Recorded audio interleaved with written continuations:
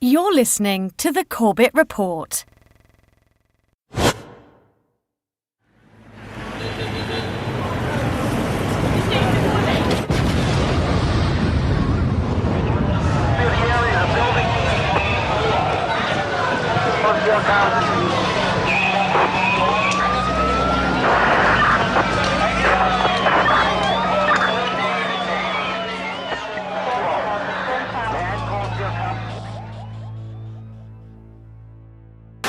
Al-Qaeda terrorist, September the 11th. Al-Qaeda, 9/11 hijackers, jihadist terrorist organizations. Terror attack. Bin Laden. September 11th. Terrorist. The self-confessed mastermind. Osama bin Laden, the leader of Al-Qaeda. Al-Qaeda. Terrible new terrorist organization. September 11th. Our enemy is a radical network of terrorists and every government that supports them.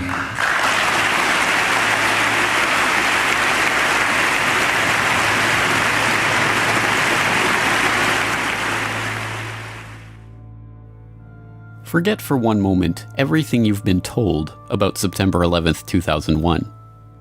Instead, let's ask ourselves one question. What was 9/11? A terrorist atrocity? An attack on America?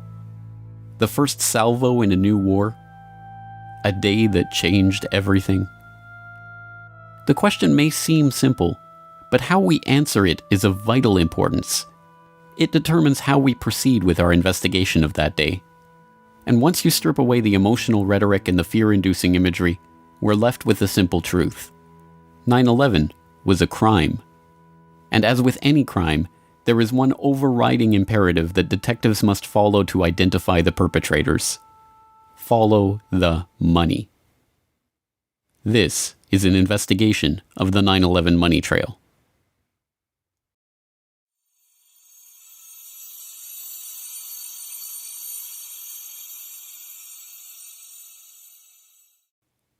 In 1998, the Port Authority of New York and New Jersey agreed to privatize the World Trade Center, the complex of office towers in Lower Manhattan that they had owned and operated since their construction in 1973. In April 2001, an agreement was reached with a consortium of investors led by Silverstein Properties, and on July 24, 2001, Larry Silverstein, who already owned World Trade Center Building 7, signed a 99-year lease for the Twin Towers and Buildings 4 and 5.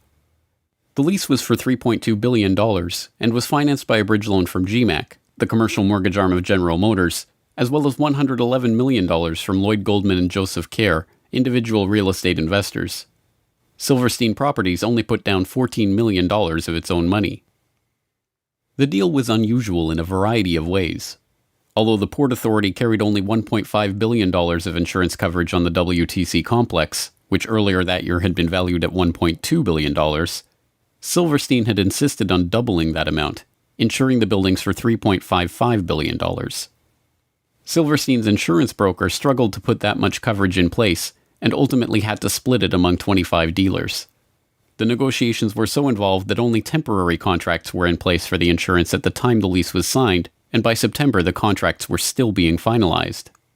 Silverstein's group was also explicitly given the right to rebuild the structures if they were destroyed, and even to expand the amount of retail space on the site if rebuilding did take place. Within hours of the destruction of the Twin Towers on September 11th, Silverstein was on the phone to his lawyers, trying to determine if his insurance policies could construe the attacks as two separate insurable incidents rather than one. Silverstein spent years in the courts attempting to win $7.1 billion from his $3.55 billion insurance policy, and in 2007 walked away with $4.55 billion, the largest single insurance settlement ever. As soon as the deal was announced, Silverstein sued United and American Airlines for a further $3.5 billion for their negligence in the 9/11 attacks, a claim that was struck down by the courts but is still on appeal. Perhaps even more outrageously, in a secret deal in 2003, the Port Authority agreed to pay back 80% of their initial equity in the lease, but allowed the Silverstein Group to maintain control of the site. The deal gave Silverstein, Goldman, and Kerr $98 million of the $125 million they put down on the lease, and a further $130 million in insurance proceeds that were earmarked for the site's rebuilding. In the end, Silverstein profited from the 9/11 attacks to the tune of $4.5 billion and counting. But that's the 9/11 insurance heist you saw. There was a much deeper, more complex, and well-hidden heist that was taking place behind closed doors on September 11th, 2001, deep in the heart of the World Trade Center itself. Marsh & McLennan is a diversified risk, insurance, and professional services firm with over $13 billion in annual revenue and 57,000 employees. In September of 2001, 2,000 of those employees worked in Marsh's offices in the World Trade Center. Marsh occupied floors 93 to 100 of the North Tower, the exact area of the impact and explosion. In the year prior to 9/11, Marsh had contracted with Silverstream Software to create an electronic connection between Marsh and its clients for the purpose of creating paperless transactions. Silverstream had already built internet-based transactional and trading platforms for Merrill Lynch, Deutsche Bank, Bankers Trust, Alex Brown, Morgan Stanley, and other financial services firms that were later involved in 9/11, but this new project was unlike anything that had been attempted before.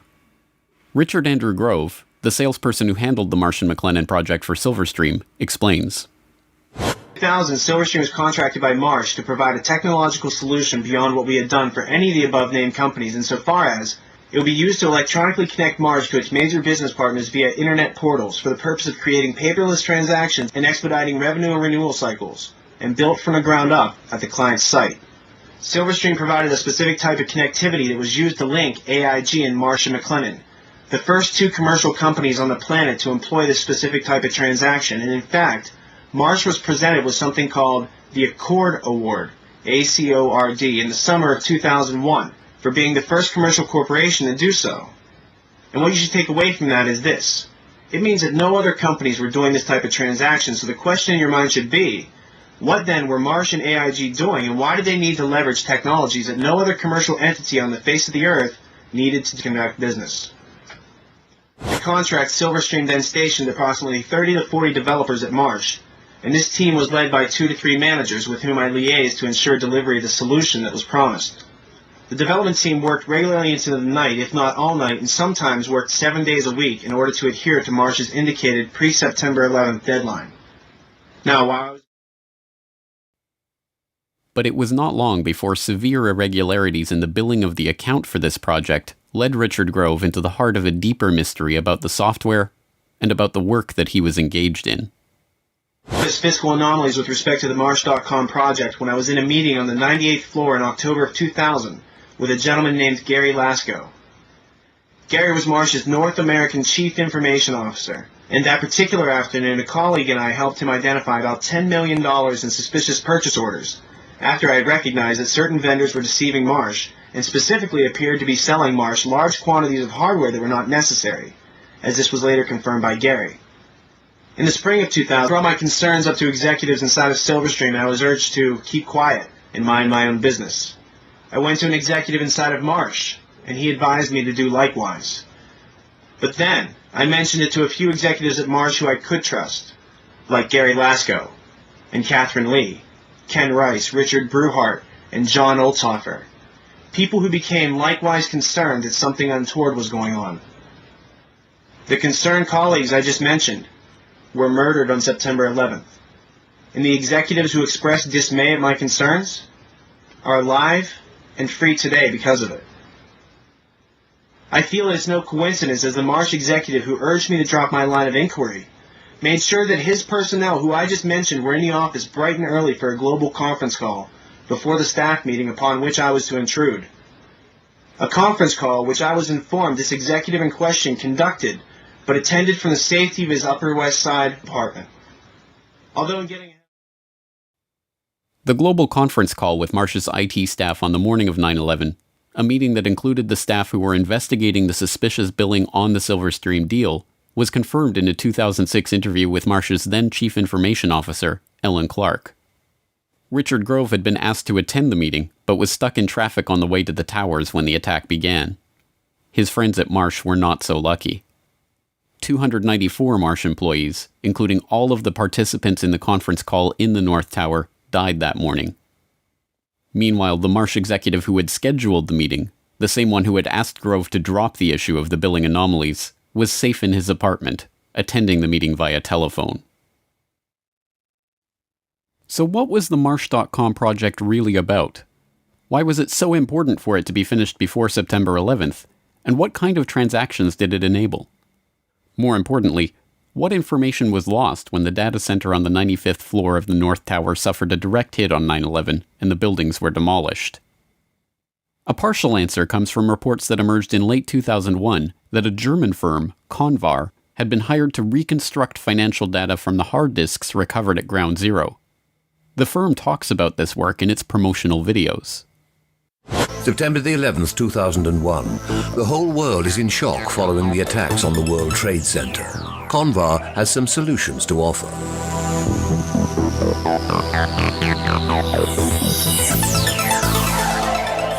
Data stored on countless hard drives retrieved from the collapsed towers was believed to have been lost, but Convar specialists can render irreplaceable information readable again at Europe's only high-security data recovery center.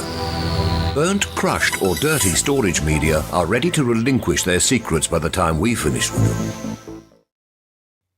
More details about the work comes from an IDG news service story posted to CNN.com in December 2001.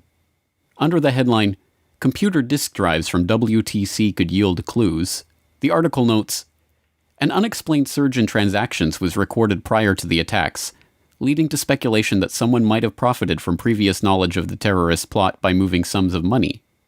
But because the facilities of many financial companies processing the transactions were housed in New York's World Trade Center, destroyed in the blasts, it has, until now, been impossible to verify that suspicion." A Reuters article from the same time, later posted to Convar's website, offers revealing glimpses into the investigation's early results. It quotes Peter Herschel, Convar's director at the time. "The suspicion is that inside information about the attacks was used to send financial transaction commands and authorizations in the belief that amid all the chaos the criminals would have, at the very least, a good head start. Of course, it is also possible that there were perfectly legitimate reasons for the unusual rise in business volume. It could turn out that Americans went on an absolute shopping binge on that Tuesday morning. But at this point, there are many transactions that cannot be accounted for. Not only the volume, but the size of the transactions was far higher than usual for a day like that. There is a suspicion that these were possibly planned to take advantage of the chaos." It also quotes Richard Wagner, one of the company's data retrieval experts. "There is a suspicion that some people had advanced knowledge of the approximate time of the plane crashes in order to move out amounts exceeding $100 million. They thought that the records of their transactions could not be traced after the mainframes were destroyed." Was the revolutionary electronic trading link between AIG and Marsh being used to funnel money through the World Trade Center at the time of the attack? Were the attack perpetrators hoping that the destruction of Marsh's data center, on the 95th floor at the dead center of the North Tower explosion, would conceal their economic crime? One piece of corroborating evidence for the idea comes from author and researcher Michael Rupert, who reported in 2004 that immediately before the attacks began, computer systems in Deutsche Bank, one of Silverstream's other E-Link clients, had been taken over from an external location that no one in the office could identify. Within, I would guess, I'd have to go back and look at the book, but it was no more than a week after the attacks. I was being contacted by a lot of people from inside official sources who were raising a lot of questions. This one particular person was extremely credible. They absolutely convinced me they had been an employee of Deutsche Bank in the Twin Towers. And they told me very clearly that in the moments right before the attacks and during the attack, there was a 40-minute window between the time the first plane struck the World Trade Center and the second plane, that Deutsche Bank's computers in New York City had been taken over, absolutely co-opted and run.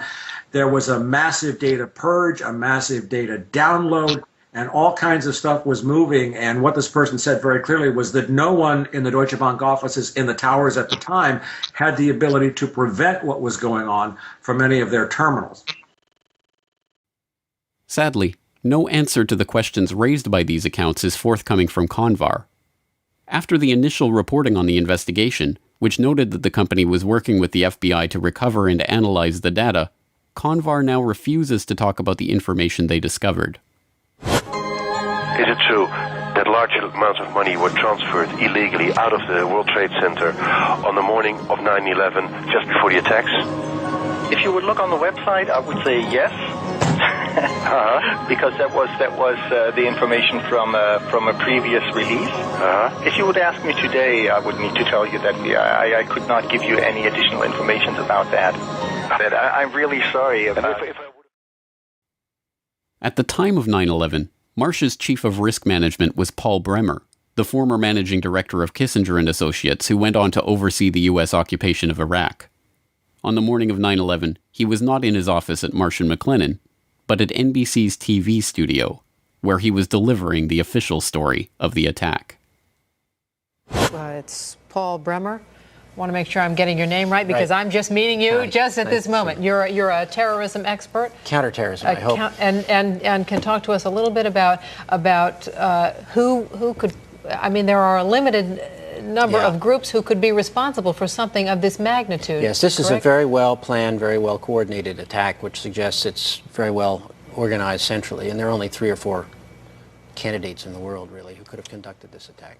Bin Laden comes to mind right away, Mr. Bremer. Indeed, he certainly does. Bin Laden was involved in the first attack on the World Trade Center, which had as its intention doing exactly what happened here, which was to collapse both towers. He certainly has to be a prime suspect, but there are others in the Middle East, and there are at least 2 states, Iran and Iraq, which should at least remain on the list of potential suspects. What kind of... I don't recall anything like this. Pearl Harbor happened a month before I was born, and I hear my parents talk about that as a seminal event in their lives all the time. I am not aware of anything like this in the United States before. Americans are now, I think it's fair to say, really scared. Should we be? This is a day that will change our lives, isn't it? It is a day that will change our lives. It's a day when the war that the terrorists declared on the United States, and after all, they did declare war on us, has been brought home to the United States in a much more dramatic way than we've seen before. So it will change our lives.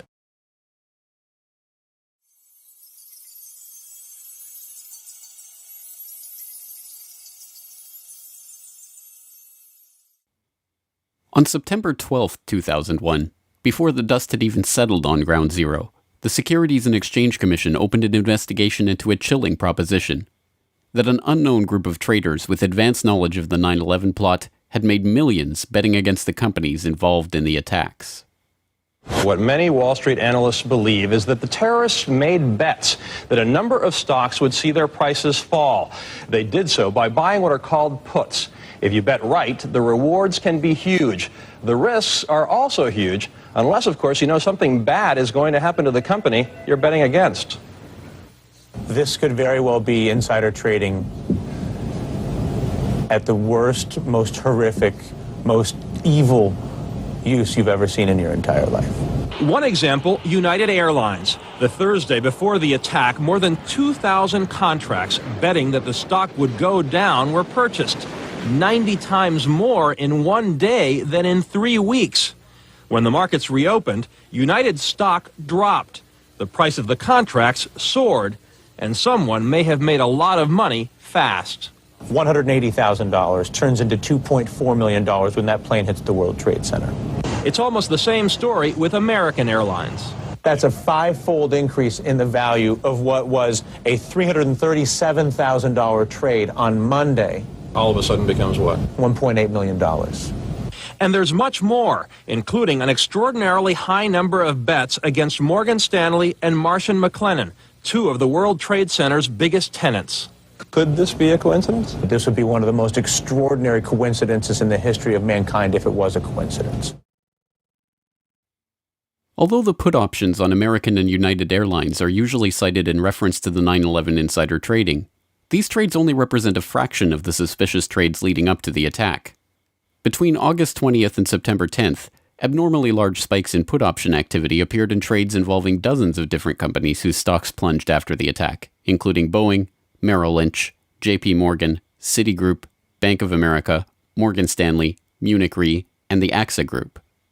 Traders weren't just betting against the companies whose stocks dove after 9/11, however. There was also a 6-fold increase in call options on the stock of defense contractor Raytheon on the day before 9/11. The options allowed the traders to buy Raytheon stock at $25. within a week of the attack, as the American military began deploying the Raytheon-supplied Tomahawk missiles they would eventually use in the invasion of Afghanistan, the company's share price had shot up 37% to over $34. The SEC weren't the only ones interested in this particular 9/11 money trail either. Investigations into potential insider trading before the attacks were opened by authorities around the globe, from Belgium to France to Germany to Switzerland to Japan. It wasn't long before this global financial manhunt started yielding clues on the trail of the terror traders. On September 17th, Italian Foreign Minister Antonio Martino, addressing Italian Consob's own investigation into potential 9/11 trading, said, "I think there are terrorist states and organizations behind speculation on the international markets." By September 24th, the Belgian finance minister was confident enough to publicly announce Belgium's strong suspicions that British markets may have been used for transactions. The president of Germany's central bank was the most adamant. "What we found makes us sure that people connected to the terrorists must have been trying to profit from this tragedy." These foreign leaders were not alone in their conviction that insider trading had taken place. University of Chicago finance professor George Constantinides, Columbia University law professor John Coffey, Duke University law professor James Cox, and other academics, as well as well-known options traders like John Najarian, all expressed their belief that investors had traded on advanced knowledge of the attacks. The scale of the SEC investigation was unprecedented, examining over 9.5 million securities transactions, including stocks and options in 103 different companies trading in 7 markets, 32 exchange-traded funds, and stock indices. The probe drew on the assistance of the legal and compliance staff of the 20 largest trading firms and the regulatory authorities in 10 foreign governments. The Commission coordinated its investigation with the FBI, the Department of Justice, and the Department of the Treasury. The results of this investigation? We have not developed any evidence suggesting that those who had advanced knowledge of the September 11th attacks traded on the basis of that information. Although this sounds like the investigation did not find evidence of insider trading, a second look reveals the trick.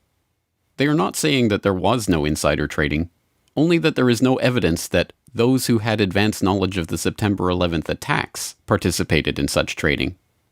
But this begs the question, who had that advanced knowledge, and how did the SEC determine this? The 9/11 Commission report begs the question even more blatantly in their treatment of the anomalous put option activity on United Airlines stock on September 6th.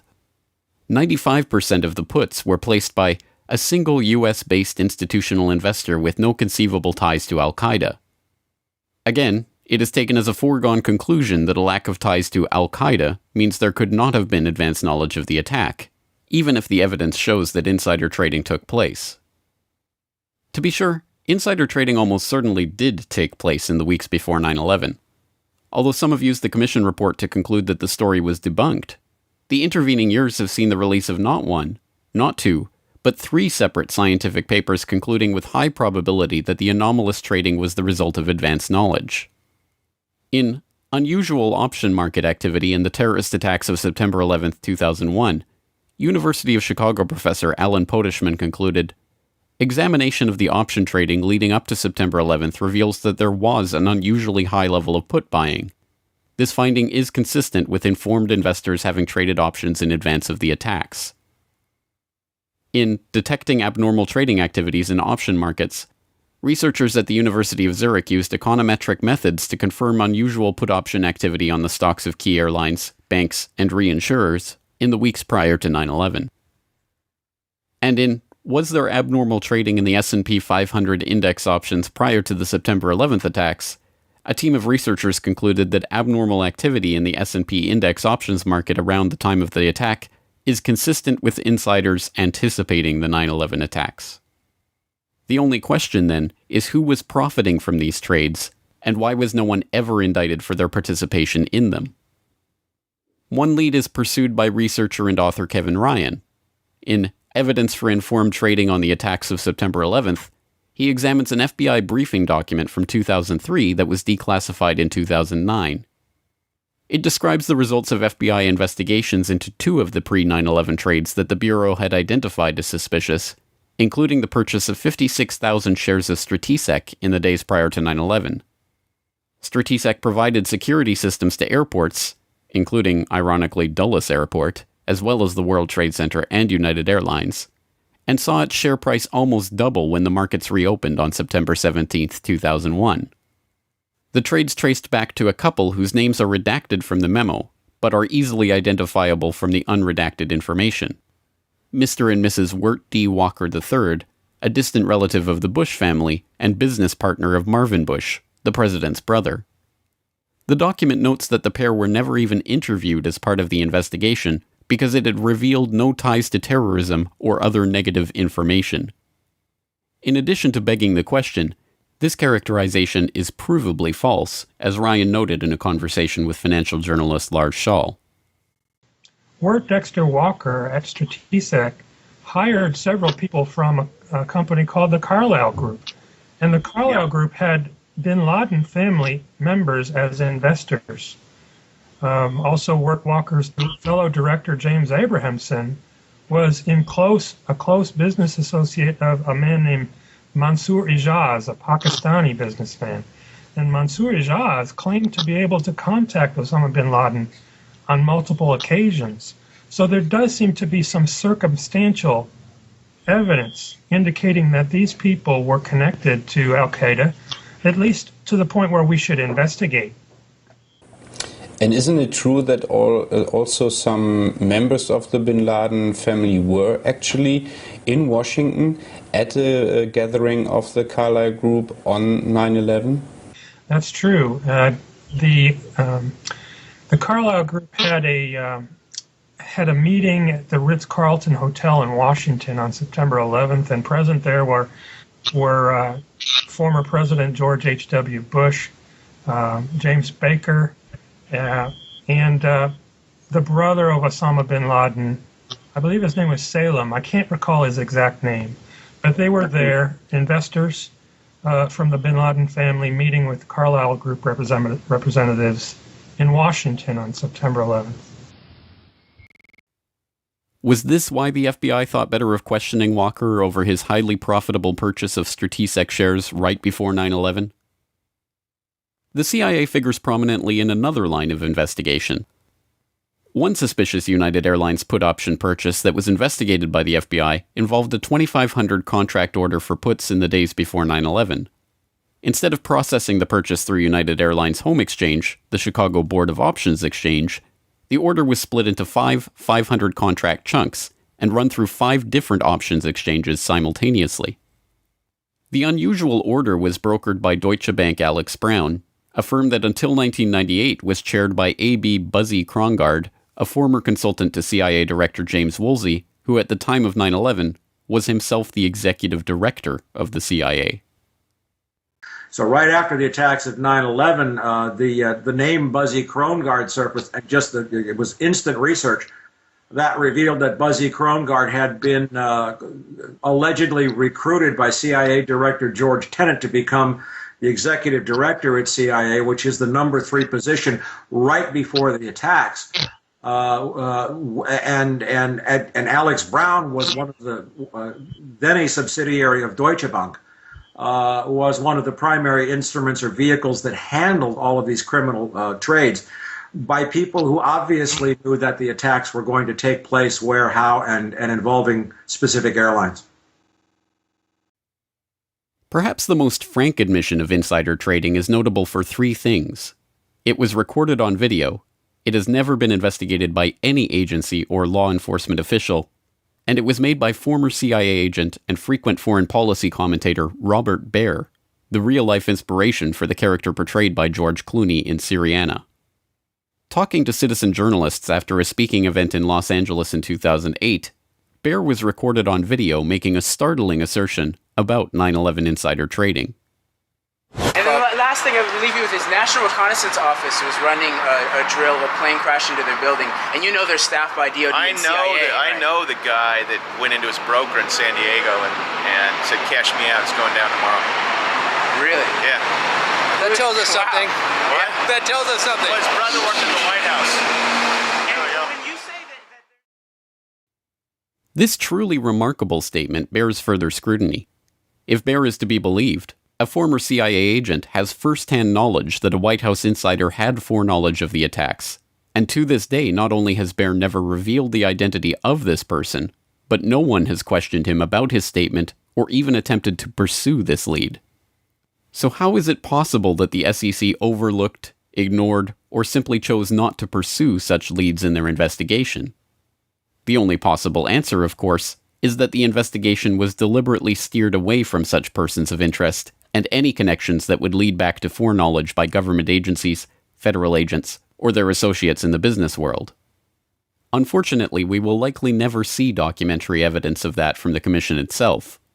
One researcher requesting access under the Freedom of Information Act to the documentary evidence that the 9/11 Commission used to conclude that there had been no insider trading received a response that stated that the potentially responsive records have been destroyed. Instead, we are left with sources that refuse to be identified, saying that CBOE records of pre-9/11 options trading have been destroyed, and second-hand accounts of traders who had heard talk of an event in advance of 9/11. In a roundabout way, perhaps the 9/11 Commission reveals more than it lets on when it tries to dismiss key insider trades with the pithy observation that the traders had no conceivable ties to Al-Qaeda. If those with foreknowledge of the attacks weren't connected to Al-Qaeda, what does that say about the identity of the real 9/11 perpetrators? ABC News has now learned that the Chicago Board of Options Exchange launched their investigation into the unusual trading last week. That may have given them enough time to stop anyone from profiting from death here in the U.S. It may also give investigators, Peter, a hot trail that might lead them to the terrorists. Thanks very much. As a reminder of the complications here, though, the Secretary of the Treasury said today of this investigation, you've got to go through 10 veils before you get to the real source. Yep. Thanks, Antonio.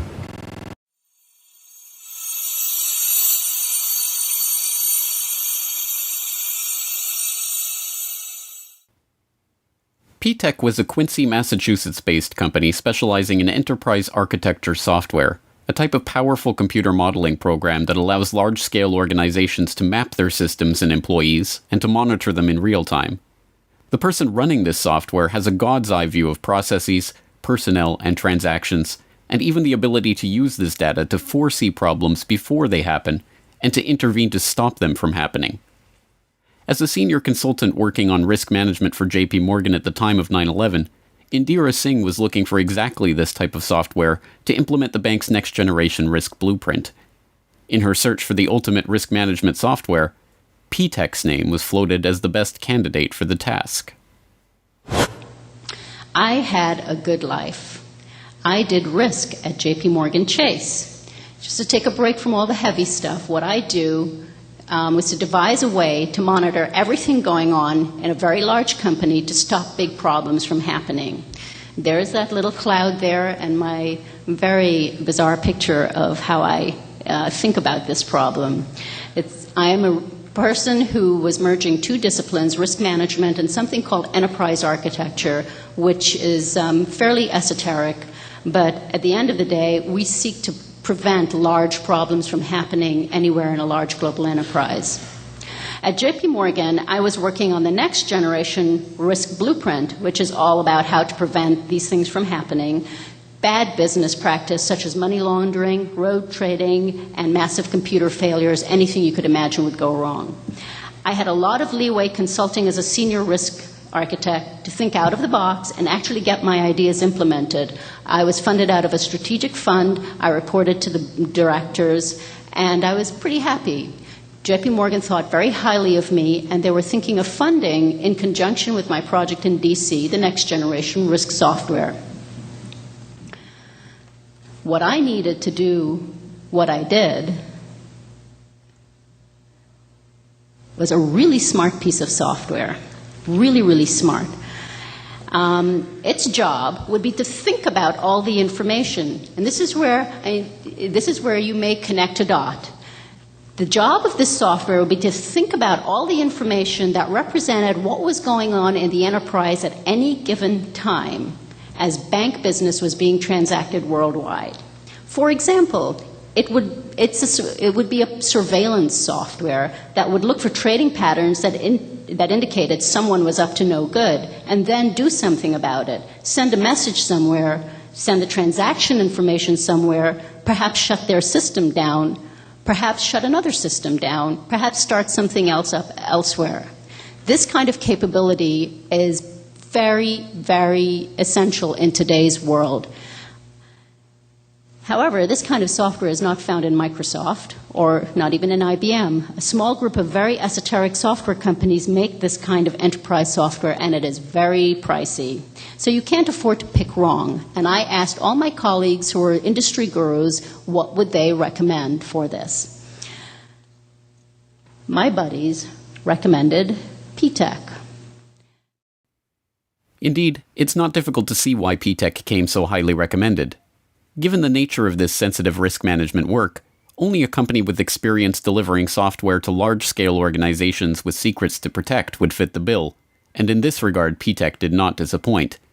Their client roster included a veritable who's who of top-level corporate and governmental clients: the FBI, the IRS, NATO, the Air Force, the Naval Air Command, the Departments of Energy and Education, the Postal Service, the U.S. House of Representatives, the Department of Defense, the Secret Service, even the White House. From the inner sanctum of the White House to the headquarters of the FBI, from the basement of the FAA to the boardroom of IBM, some of the best secured organizations in the world, running on some of the most protected servers housing the most sensitive data, welcomed P-TECH into their midst. P-TECH was given the keys to the cyber kingdom to build detailed pictures of these organizations, their weaknesses and vulnerabilities, and to show how these problems could be exploited by those of ill intent. But like all such systems, it could be exploited by those of ill intent for their own purposes, too. Given the nature of the information and secrets being kept by its clients, it should come as no surprise that many of P-TECH's top investors and employees were men with backgrounds that should have been raising red flags at all levels of the government. And as it turns out, at least one of these men did raise red flags with a pair of diligent FBI field agents. In the late 1990s, Robert Wright and John Vincent, FBI special agents in the Chicago field office, were running an investigation into terrorist financing called vulgar betrayal. From the very start, the investigation was hampered by higher-ups. They were not even given access to the computer equipment needed to carry out their work. Through Wright and Vincent's foresight and perseverance, however, the investigation managed to score some victories, including seizing $1.4 million in terrorist funds. According to Wright, these funds were linked directly to Saudi businessman Yassin Qadi. Yassin al-Qadi is a multimillionaire businessman and philanthropist who, according to Business Associates, liked to boast of his relationship with former Vice President Dick Cheney. But in the late 1990s, he was sanctioned by the UN Security Council for his suspected links to al-Qaeda, and after 9/11 he was put on a terrorist watch list by the US Treasury for his suspected ties to terrorist financing. During the 1990s, as vulgar betrayal was being thwarted from opening a criminal investigation into his activities, the Qadi-backed investment firm Sarmony Limited became an angel investor to a software startup called P-TECH, providing $5 million of the initial $20 million of capital that got P-TECH off the ground. At the time, P-TECH's CEO denied that al-Qadi had any involvement with the company other than his initial investment, but the FBI now maintains he was lying, and that in fact al-Qadi continued investing millions of dollars in the company through various fronts and investment vehicles. Company insiders told FBI officials that they were flown to Saudi Arabia to meet P-TECH's investors in 1999, and that al-Qadi was introduced as one of the owners. It has also been reported that Hussein Ibrahim, P-TECH's chief scientist, was al-Qadi's representative at P-TECH, and al-Qadi's lawyers have admitted that al-Qadi's representatives may have continued to sit on P-TECH's board even after 9/11. Ibrahim himself was a former president of BMI, a New Jersey-based real estate investment firm that was also one of the initial investors in P-TECH and provided financing for P-TECH's founding loan. P-TECH leased office space and computer equipment from BMI, and BMI shared office space in New Jersey with Qadi International, owned and operated by none other than Yassin al-Qadi. In 2003, counterterrorism czar Richard Clarke said, BMI held itself out publicly as a financial services provider for Muslims in the United States. Its investor list suggests the possibility this facade was just a cover to conceal terrorist support. Suhail Lahir was P-TECH's chief architect. When he wasn't writing the software that would provide P-TECH with detailed operational blueprints of the most sensitive agencies in the US government, he was writing articles in praise of Islamic holy war. He was also fond of quoting Abdullah Azzam, Osama bin Laden's mentor and the head of Maktab al-Khidmat, which was the precursor to al-Qaeda. That such an unlikely cast of characters were given access to some of the most sensitive agencies in the US federal government is startling enough. That they were operating software that allowed them to map, analyze, and access every process and operation within these agencies for the purpose of finding systemic weak points is equally startling. Most disturbing of all, though, is the connection between P-TECH and the very agencies that so remarkably failed in their duty to protect the American public on September 11th, 2001.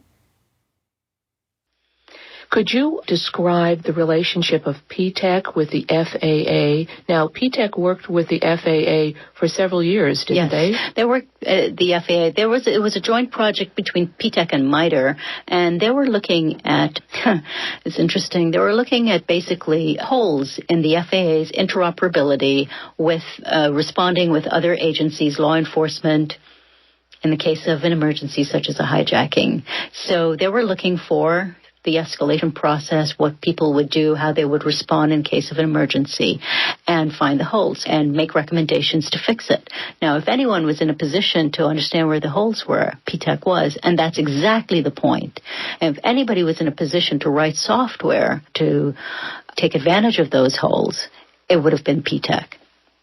Now, was there a reference to P-TECH having operated in the basement out of the FAA? Yes. Now, typically, because the scope of such projects are so overarching and wide-ranging, when you are doing an enterprise architecture project, you pretty much have access to how anything in the organization is being done, where it's being done, on what systems, what the information is, and you pretty much have carte blanche. If it's a major project that spans several years, the team that comes in has literally access to almost anything that they want because you're operating on a blueprint level, on a massive scale. So, yes, they were everywhere, and I was told that they were in places that required clearances. I was told that they had log-on access to FAA flight control computers. I was told that they had passwords to many computers that you may not on the surface think has anything to do with finding out holes in the system. But let's say you've said, okay, you isolated a part of a process, of a notification process that was mediated by a computer, and you wanted to investigate it further, then you would typically get log-on access to that computer. And from that, back upstream or downstream. So who knows? You know, from my own experience, I could have access to almost anything I wanted to in JP Morgan Chase. And didn't, for the reason if anything went wrong, I didn't want to have the access. But if you were up to no good as an enterprise architect with such a mandate, you typically could have anything you wanted. So who was really behind P-TECH? Did Ziadi, Ibrahim, and the others somehow evade the due diligence of all of the government agencies and multinational corporations that P-TECH contracted with? Did P-TECH just happen to end up working on the interoperability of the FAA and the Pentagon systems on the morning of 9/11? Did al-Qadi's friend Dick Cheney really know nothing of Qadi's connections or activities? Was this all some devious al-Qaeda plot to infiltrate key systems and agencies of the US government? Not according to the people who were really investigating the company. So what did the 9/11 Commission have to say about P-TECH? Absolutely nothing. The co-chair of the commission, Thomas Kane, had been involved in a $24 million real estate transaction with BMI, one of the P-TECH investors, but no mention was made of that at the time, and the commission never looked into P-TECH or its activities on 9/11. Meanwhile, Cheney's friend al-Qadi has since been removed from the Swiss, European, UN Security Council, and US Treasury terrorist sanctions lists. And Robert Wright? After Vulgar Betrayal was shut down, the FBI did eventually raid P-TECH's offices in December of 2002, but not before the company was given 2 weeks advance warning of the raid. The very next day, then Homeland Security Chief Tom Ridge declared that P-TECH in no way jeopardizes the security of the country. Osama Ziadi is still wanted by the FBI for lying about al-Qadi's involvement with the company, but the case is now cold. To the families and victims,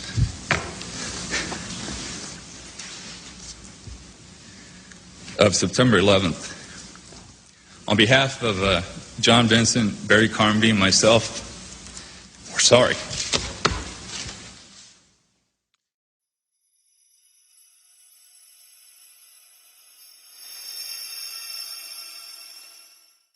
The topic today is an adversary that poses a threat, serious threat to the security of the United States of America. This adversary is one of the world's last bastions of central planning. It governs by dictating 5-year plans. From a single capital, it attempts to impose its command across time zones, continents, oceans, and beyond. With brutal consistency, it stifles free thought and crushes new ideas. It disrupts the defense of the United States and places the lives of men and women in uniform at risk. On September 10th, 2001, Defense Secretary Donald Rumsfeld declared a new war. Not a war on a shadowy terrorist organization in Afghanistan, or even a war on terror itself, but a war on the Pentagon. The adversary is closer to home. It's the Pentagon bureaucracy. Perhaps it is no surprise that Rumsfeld felt compelled to declare a war on the Pentagon's bureaucracy. The issue of the Pentagon's $2.3 trillion accounting nightmare had been dogging him since his confirmation hearings in January of 2001. Although Rumsfeld was interested in pushing forward a modernization of the military that was projected to cost an additional $50 billion in funding, that agenda was politically impossible in the face of the Department of Defense's monumental budget problem. How can we seriously consider a $50 billion increase in the defense budget when DOD's own auditors say the department cannot account for $2.3 trillion in transactions in 1 year alone? Now, my question to you is, Mr. Secretary, what do you plan to do about this? Decline the nomination.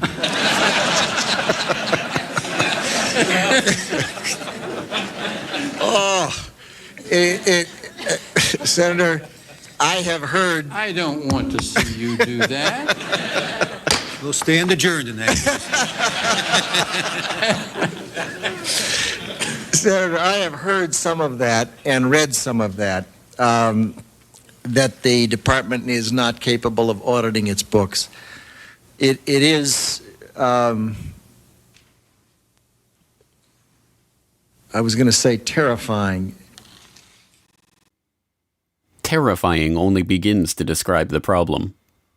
The Department of Defense's own Inspector General report for fiscal year 1999 noted that the Defense Finance and Accounting Service had processed $7.6 trillion of department-level accounting entries in that year. Of that amount, only $3.5 trillion could be properly accounted for. $2.3 trillion in transactions were fudged to make entries balance, run through without proper documentation, or made up entirely. The Inspector General's office did not even examine the other $1.8 trillion in transactions because they did not have adequate time or staff to review them. In 2002, one DFAS accountant blew the whistle on the problem and the cover-up that was underway to stop investigators from finding out where the money went. According to some estimates, we cannot track $2.3 trillion in transactions. $2.3 trillion with a T. That's $8,000 for every man, woman, and child in America. To understand how the Pentagon can lose track of trillions, consider the case of one military accountant who tried to find out what happened to a mere $300 million. We know it's gone, but we don't know what they spent it on. Jim Minery, a former Marine turned whistleblower, is risking his job by speaking out for the first time about the millions he noticed were missing from one defense agency's balance sheets. Minery tried to follow the money trail, even crisscrossing the country looking for records. The director looked at me and he says, "Why do you care about this stuff?" It took me aback, you know. My supervisor asked me why I care about doing a good job. He was reassigned and says officials then covered up the problem by just writing it off. As controller of the Pentagon from 2001 to 2004, Dov Zakheim was the man tasked with solving this problem. There are all kinds of long-standing rules and regulations about what you can do and what you can't do. I know Dr. Zakheim's been trying to hire CPAs because the financial systems of the department are so snarled up that we can't account for some $2.6 trillion in transactions that exist, if that's believable. And yet we're told that we can't hire CPAs to help untangle it in many respects. Mr. Secretary, the first time and the last time that Dov Zakheim and I broke bread together, he told me you'd have a handle on that 2.6 trillion by now, but we'll discuss that a little. We've got a handle, it's just a little hot. From 1987 to 2001, Zakheim headed SPC International, a subsidiary of System Planning Corporation, a defense contractor providing air warfare, cybersecurity, and advanced military electronics to the Department of Defense and DARPA. SPC's radar physics laboratory developed a remote control system for airborne vehicles that they were marketing to the Pentagon prior to 9/11. Zakheim was also a participant in drafting Rebuilding America's Defenses, a document that called for a sweeping transformation of the U.S. military, including the implementation of the $50 billion missile defense program and increased use of specialized military technologies. The paper even noted how advanced forms of biological warfare that can target specific genotypes may transform biological warfare from the realm of terror to a politically useful tool. Rebuilding America's Defenses was a white paper produced by the Project for the New American Century, a group founded in 1997 with the goal of projecting American global dominance into the 21st century. Joining Zakheim in the group were a host of other neocons who ended up populating the Bush administration, including Dick Cheney, Paul Wolfowitz, Richard Pearl, Jeb Bush, and Donald Rumsfeld. In their September 2000 document, the group lamented that their plan for transforming the military was not likely unless a defining event took place, one that would galvanize public opinion. The process of transformation, even if it brings revolutionary change, is likely to be a long one, absent some catastrophic and catalyzing event, like a new Pearl Harbor. We know that the thing that tends to register on people is fear, and we know that tends to happen after there's a Pearl Harbor, tends to happen after there's a crisis. And that's too late for us. We've got to be smarter than that. We've got to be wiser than that. We have to be more forward-looking. There's a wonderful book on Pearl Harbor by Roberta Wohlstetter and a foreword by Dr. Schelling that talks about this problem of seeing things happen and not integrating them in your mind and saying, yes, we need to be doing something about that now. That I reread periodically because it's so important. And on 9/11/2001, America received its new Pearl Harbor. The attack on the Pentagon struck Wedge 1 on the west side of the building. An office of the U.S. Army called Resource Services Washington had just moved back into Wedge 1 after renovations had taken place there. The office was staffed with 45 accountants, bookkeepers, and budget analysts. 34 of them were killed in the attack. A 2002 follow-up report from the DoD Inspector General on the missing trillions noted that a further $1.1 trillion in made-up accounting entries were processed by the Pentagon in fiscal year 2000, but they did not even attempt to quantify the missing funds for 2001.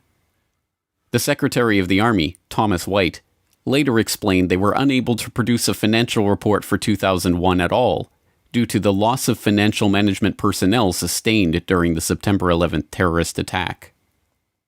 Before becoming Secretary of the Army, Thomas White was a senior executive at Enron. Enron was one of the largest energy companies in the world, posting a $111 billion profit in 2000, before being exposed as an elaborate corporate accounting fraud in 2001. The SEC, which investigated the Enron scandal, occupied the 11th to 13th floors in World Trade Center Building 7, and their offices were destroyed on 9/11, destroying 3,000 to 4,000 documents on active investigations in the process. Perhaps unsurprisingly, Rumsfeld's war on the Pentagon's bureaucracy did not yield the results he promised. By 2013, the unaccountable money in the Pentagon's coffers had reached $8.5 trillion. The latest scandal to hit Washington comes from a report revealing the Pentagon misplaced $8.5 trillion. Military leaders have also been found ordering subordinates to doctor books to hide the missing money. This is the conclusion of a special report by Reuters. One former Pentagon employee, Linda Woodford, said she spent 15 years there falsifying financial records. Woodford had a job checking Navy accounting records against figures supplied by the Treasury Department. She said money was missing from the report every month. And national security expert Steve Miles is here with me to help us crunch these numbers. $8.5 trillion unaccounted for. It's a lot of money. This is the kind of thing that you would think would bring Capitol Hill to a screeching halt. There'd be hearings kind of almost daily. You'd have various committees looking into it. None of that. It just leads to massive waste, and there can be all sorts of fraud that you don't know about. Just one example, when the Inspector General looked at Iraq, which was, a lot of money, but in the grand scheme, just a portion of the money the U.S. spends. What they found was about $50 billion of the money the U.S. spent there was wasted. And about $6 billion was completely lost. They had no idea where it went. It was completely unaccounted for. But put that in perspective, that's about this amount of money that other countries would spend on their defense in a year total. And that's just the loose pocket change that we lost in the couch. One thing I found very interesting in this report is that the Pentagon apparently uses a standard operating procedure to enter false numbers or so-called plugs to cover lost or missing information in their accounting in order to submit a balanced budget to the Treasury. So they can write in everything. That's probably the most shocking part of this, is that they get to the end of the day and they say, oh, there's money missing. What do we do? Well, we'll just put a number in there that says it's there and we'll sort it out later. I mean, again, this is the type of operating practice that if you did it in your own business, if you tried to do it with your own taxes for the government, they'd haul you off to jail. But then, given that the trillions have never been accounted for, and given that American defense spending soared to record levels after the attack, perhaps Rumsfeld's war on the Pentagon, the one he announced on September 10th, was successful after all. And perhaps September 11th was the key battle in that war. Some might ask, how in the world could the Secretary of Defense attack the Pentagon in front of its people? To them I reply, I have no desire to attack the Pentagon. I want to liberate it.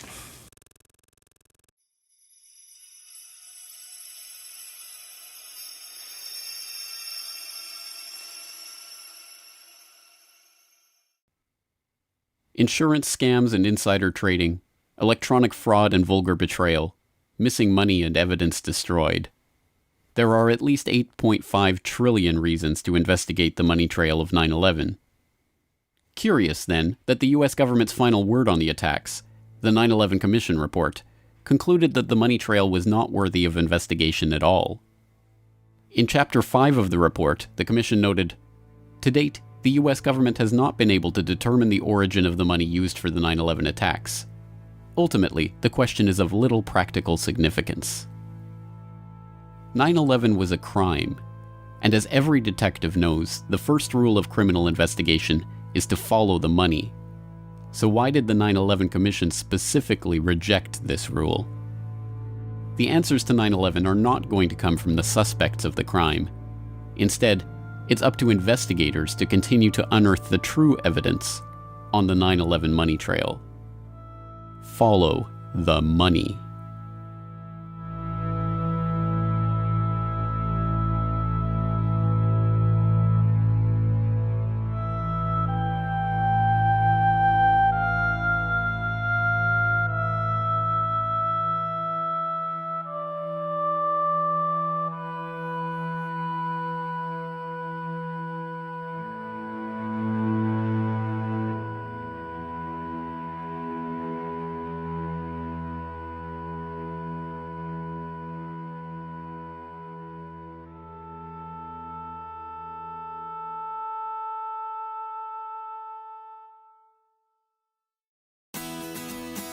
The Corbett Report is brought to you by the Corbett Report subscriber, a weekly newsletter featuring James Corbett's International Forecaster editorial, recommended reading and viewing, discounts on Corbett Report DVDs, and once a month, a subscriber-only video.